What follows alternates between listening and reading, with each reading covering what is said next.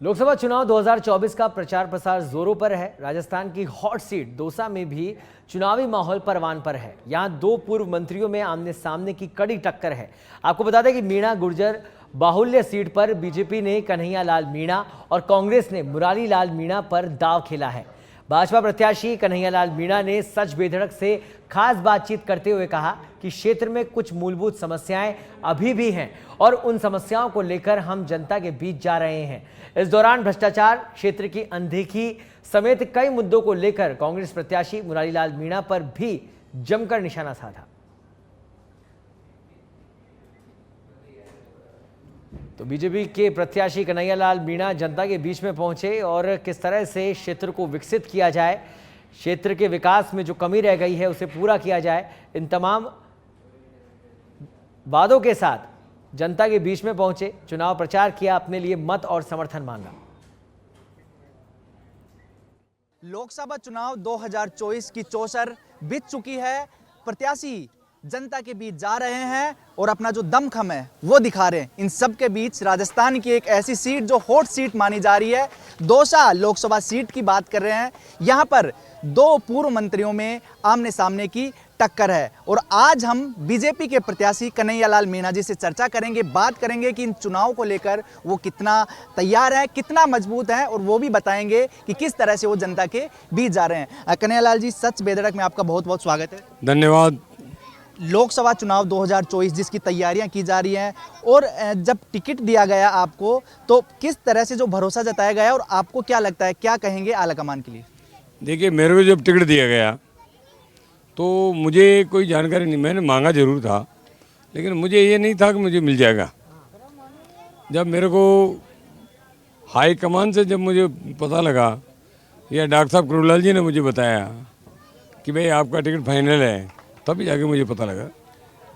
दौसा की जनता के लिए क्या मुद्दे हैं जो आपकी प्राथमिकता में रहेंगे? क्योंकि पिछले 10 साल से भी लगातार काम हुए, लेकिन अब एक नए चेहरे को टिकट दिया गया है, आपको पहली बार लोकसभा का जो टिकट है वो मिला है, तो क्या ऐसा खास है जो लोकसभा जो दौसा की जनता के लिए आप करना चाहते हैं?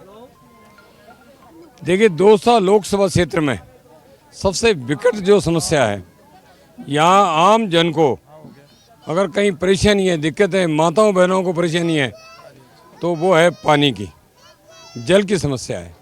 और इतनी विकट समस्या है, वो पीने की तो है ही, पीने के साथ साथ खेती के लिए भी पानी की विकट समस्या है। और इसके निदान के लिए राज्य सरकार ने अभी मध्य प्रदेश के मुख्यमंत्री जी, माननीय यशस्वी प्रधानमंत्री जी नरेंद्र मोदी जी, उनके साथ हमारे मुख्यमंत्री जी बैठ करके और इसका 1.5 महीने पहले इस कार्य को चालू कर दिया और चालू हो गया। और हम कोशिश करेंगे कि इसको जो जिस गति से चल रहा है उस गति को और बढ़ा करके इसको टुकड़ों में, जिस प्रकार से एक्सप्रेस हाईवे की अलग अलग ठेकेदार अलग अलग किलोमीटर्स के हिसाब से कार्य करते हैं, हम चाहते हैं पानी को भी उसी दृष्टि से लेके आएँ जिससे लोकसभा क्षेत्र दौसा को पानी मिले जल्दी। 4 बार लगातार आप विधायक रहे हैं, पूर्व मंत्री भी रहे हैं, आप जानते हैं दौसा की मूलभूत जो समस्याएं उनको आपने जिक्र भी किया। क्या प्लान है जो आप जनता के सामने रखना चाहते हैं, जो मूलभूत समस्याएं उनको मिटाने के लिए? देखिए, मूलभूत समस्याएं जो है, मैंने बताया सबसे पहली समस्या तो पानी की है ही। उसके बाद में लोगों ने मांग की है कि जैसे गंवादी कुई में मांग की कुछ ट्रेनें रुकनी चाहिए, दूसरे जगह भी जैसे कई जगह मांग की ट्रेन रुकनी चाहिए, अंडरपास की मांग की है लोगों ने। दूसरी बात लोगों का ये है कि मेन तो पानी की समस्या के साथ साथ रोडों की जो दुर्दशा है, रोडें जो गाँव में टूटी हुई है, आज हर कनेक्टिविटी जो है ढंग की नहीं है और उसकी वजह से लोग परेशान हैं। आज जो बीजेपी के राज में बने थे 5 साल में इन्होंने एक कंकर भी नहीं लगाया। CRF फंड से या PMGSY फंड से ही जो रोडें स्वीकृत हुई है, वो स्वीकृत होकर के जो निर्माण कार्य हुआ वो ही रोडें बनी है, नहीं तो पुनर्नामीकरण राज्य सरकार ने कुछ नहीं किया। लगातार आप जनता के बीच जा रहे हैं, जन समर्थन भी जुटाने की कोशिश कर रहे हैं, जनता का कैसा रिस्पॉन्स मिल रहा है आपका, या कहें कि आशीर्वाद किस तरह से जनता का मिल रहा है? देखिए, जनता का आशीर्वाद जो है, वैसे आशीर्वाद पूरा भरपूर आशीर्वाद आम जन की तरफ से मुझे मिल रहा है, उनका आशीर्वाद। और मैं तो खाली उनके लिए ढोक देने आता हूँ, उनका चरण छूने के लिए आता हूँ, उनका आशीर्वाद मुझे चाहिए। और वो आशीर्वाद भी इनका पक्का तब होगा जब 19 तारीख को 19 तारीख को कमल के फूल पर बटन दबा करके बटाएंगे तो मुझे तो आशीर्वाद मिलेगा और वोट की ताकत मिलेगी हमारे मोदी जी को। दो कद्दावर नेता आमने सामने, या यूं कहें कि पूर्व मंत्री के सामने पूर्व मंत्री है, कितनी चुनौती मानते हैं आप? देखिए, पूर्व मंत्री से कोई मतलब नहीं है। हमारे यहाँ पार्टी चुनाव लड़ती है, हमारे यहाँ कार्यकर्ता चुनाव लड़ता है।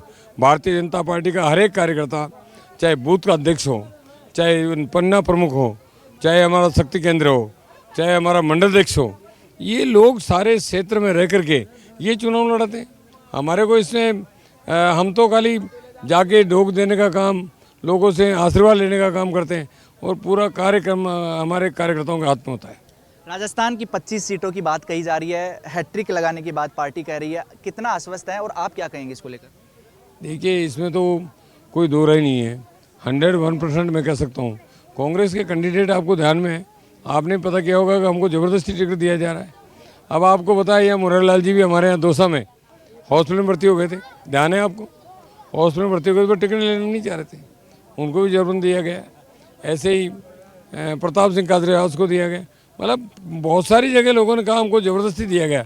वो स्थिति आप समझ सकते हो क्या स्थिति है। और देश में मोदी या फिर पार्टी कह रही है कि 400 पार, इस बार 400 पार, इसको लेकर क्या कहेंगे? देखिए, गत बार मोदी जी ने कहा था इस बार 300 पार, तो पार्टी जीती 303 सीटें, और इस बार 400 पार का नारा दिया, सोच समझ के दिया।